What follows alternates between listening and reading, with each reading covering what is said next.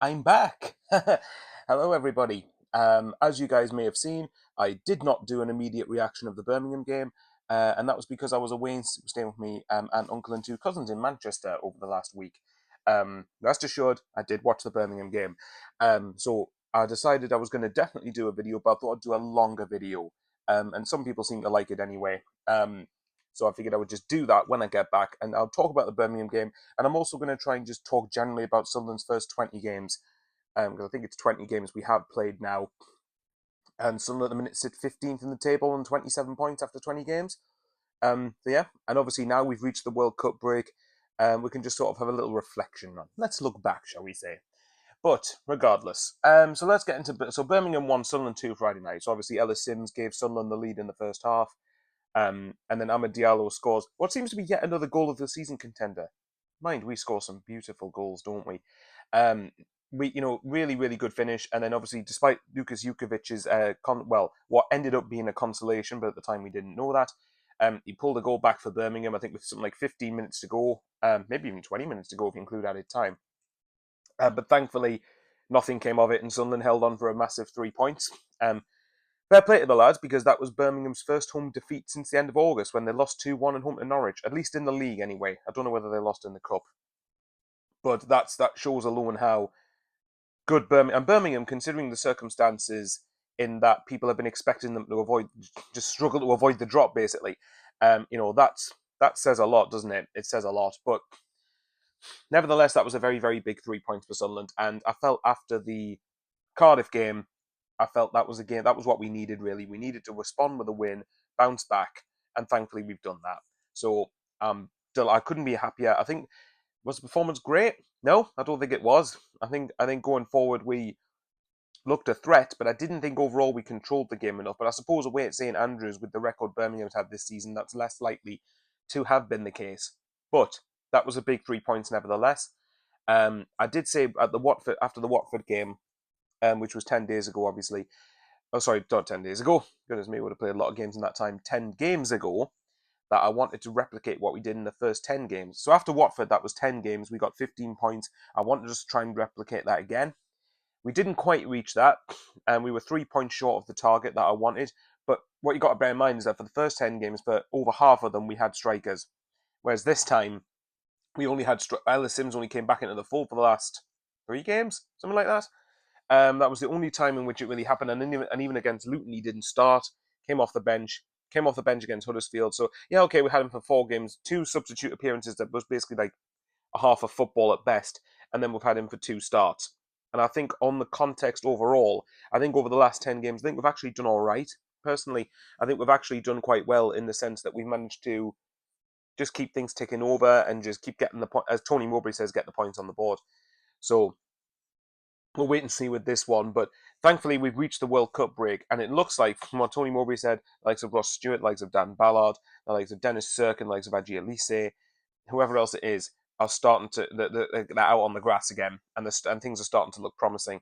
He said that maybe about the Millwall game in 3 weeks' time, as of recording this, or just under 3 weeks, might come too soon for Dan Ballard. But I think when you look at the players we've got to come back, I think just going into the break on the back of a win was so important.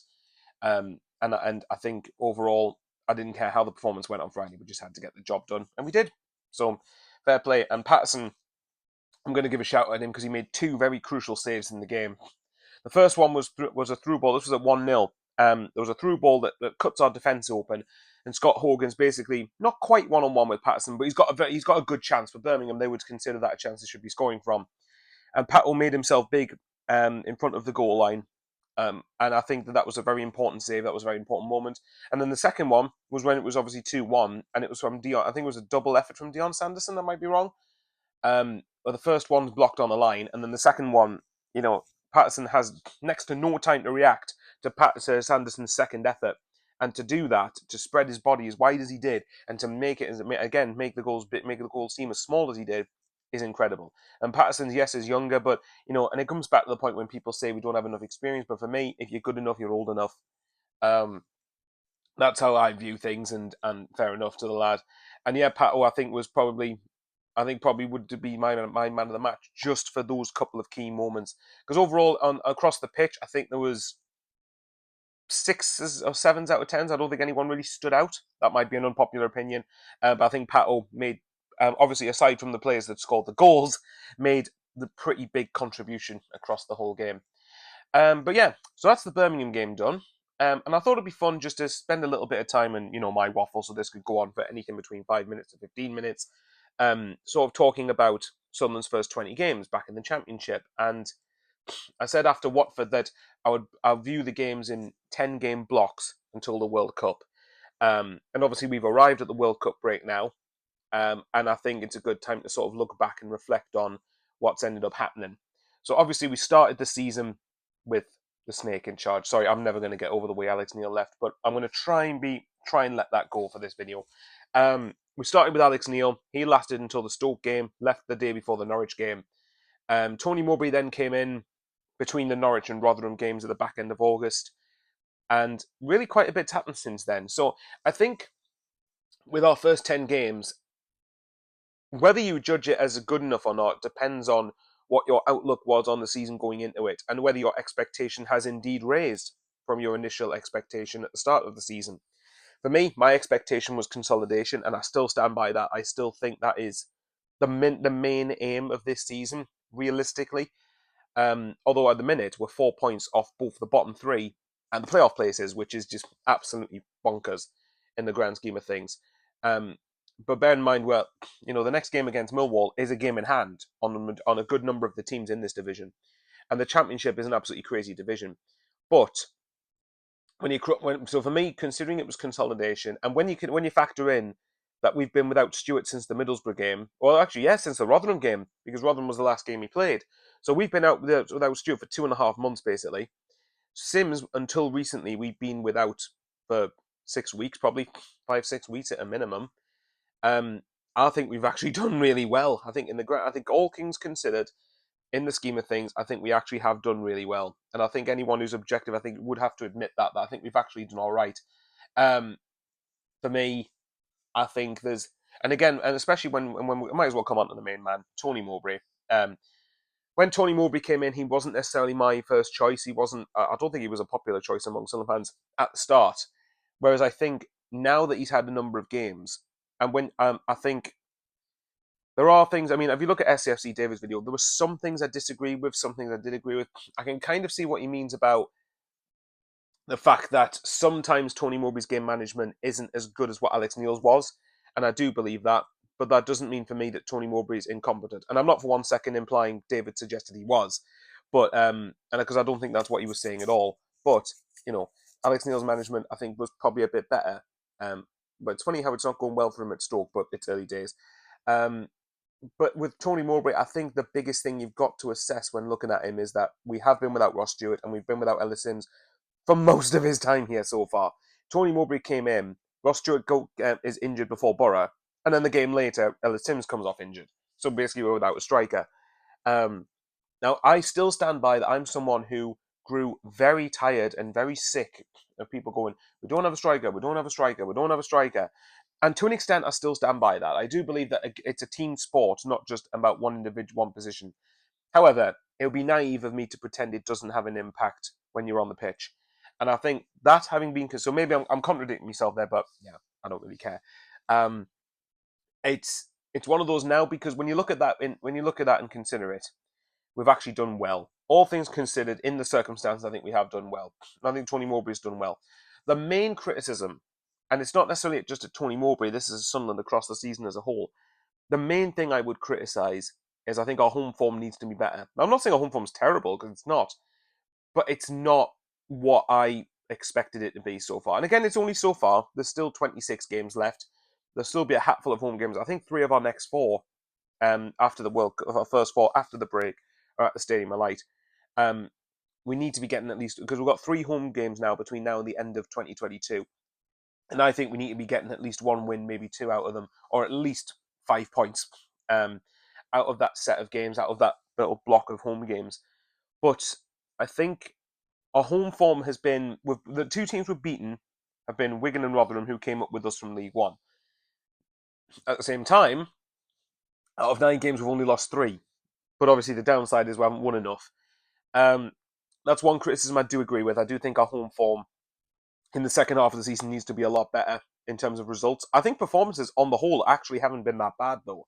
I think when you look at it, and again, I don't believe it's me setting those down. I think it's just me calling it as I see it. I think that our performances, with the exception of maybe second half against Coventry, second half certainly against Burnley, and for the first hour of the Cardiff game, I think that aside, and you know, you can't just take games out. You can't take sections of games out. It's ridiculous. But I think with that, you know, we've with the exception of those periods of the games I was on about, our performances on the whole have actually been pretty good. I think first half against Coventry we were competitive. The 85 minutes against QPR I thought we were brilliant actually, and it was only thanks to a freak 8 minutes that we didn't win that game. Norwich, we know what happened with the circumstances going into that game, but I think we dominated most of it, and we should have at least got a point, if not three. But nevertheless, we didn't take our chances. Rotherham dispatched. Preston and Blackpool 0-0, but I think we had enough chances to beat both of them. If I'm being honest, Wigan came from behind to beat, and Burnley we were excellent first half, and then second half I think Burnley just showed their class, but it was a mixture of that and us I think being a bit not very good.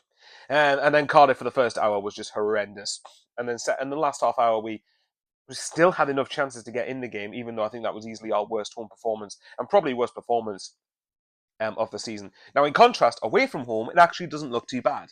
I think away from home, we've won, let me see if I get this right, Bristol City, Stoke, Reading, and then Huddersfield? Birmingham. So we've had 5 wins away from home this season. So 5 out of our 7 victories so far have come away from the Stadium of Light, which is mental. Because if you look at last season, particularly when we had Lee Johnson in League One, that the main problem was that our away form wasn't up to scratch, whereas our home form was mostly fine. But yeah, it's funny how it works that way, doesn't it? But, I think when you look at it, away from home, we've been all right. Away from home, I've got no problem with it. I think our away form is probably what's kept us well above the bottom 3. But when you look back, away form fine, home form not so fine. I think that needs to improve. But I'm given. I think with Tony Mowbray, if you're trying to assess his start, and I'm not going to give him a definitive grade or anything like that, but I think when you assess his start, I think considering what he's had to deal with and what he's had to put up with, I don't actually think he's done too badly. I don't think he's done too badly, and I think I've said before that I believe Tony Mowbray is good enough for what we want, what the club wants right now, which I think is to get a stable footing. And I still believe that is probably better for us down the line, because some people have said, why not go up this season? But I think if we went up to the Premier League, I just don't think we'd be ready for it unless we splashed a load of money. And even then, there's no guarantee that it works. So, and when I say go up to the Premier League, by the way, I mean like punching at our weight. I'm sorry, with Newcastle's takeover, there is absolutely no excuse now for Sunderland to set low standards in the Premier League. We've got to be punching at the weight of the size of the club we are. And I think when I will get up to the Premier League, I want to instantly be competitive at it, not just scrape the barrel, struggle with 17th or so on. I mean, maybe in the first season you could kind of tolerate it because it's the first year back for so long. But beyond that, no. I think you need to be looking to be ambitious. For me, though, I think right now, I think if you're better off, in my opinion, I think the club is. I mean, of course, if I'm going to go up this year, of course, I'm not going to say no to it. But I think overall, I think you need to put a solid base in place and then start to build the tower blocks on top of that. And I think when we do eventually get back to the Premier League, because I think we're too big a club not to, call it arrogance if you want, but I don't think it is. Then I think we will be better we'll have a better chance of being competitive at it. So I actually think for Tony Mowbray, so to go back to the point, I told you I waffle a lot. The point I'm going to is Tony Mowbray for what we need right now, or what the club wants right now, for me is fine. I think to solid for this season, just get a solid footing. Maybe next season, but beyond the end of next season, I would want someone a bit better. So I guess to kind of try and wrap the video up, because I've been talking for nearly 15 minutes at the time of recording. If any of you are still watching, that's absolutely incredible, by the way.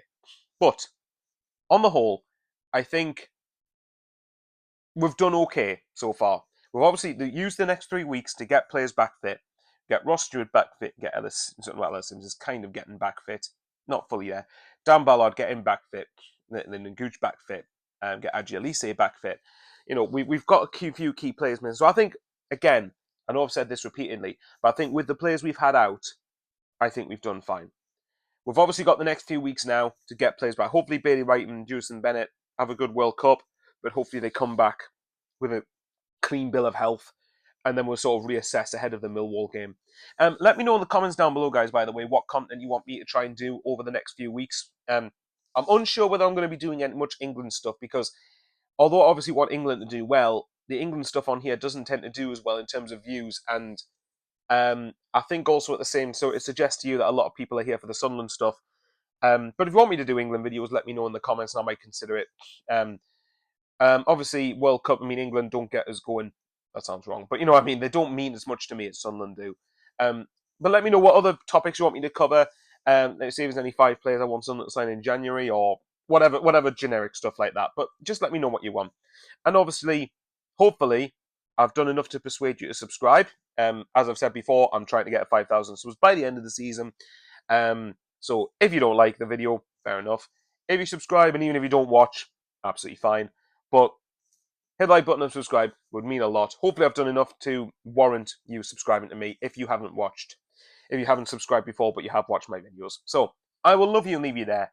Stay safe, everyone, of course. Take care, and we'll see what happens in the next few weeks, and I'll be back on YouTube soon enough. Away the lads.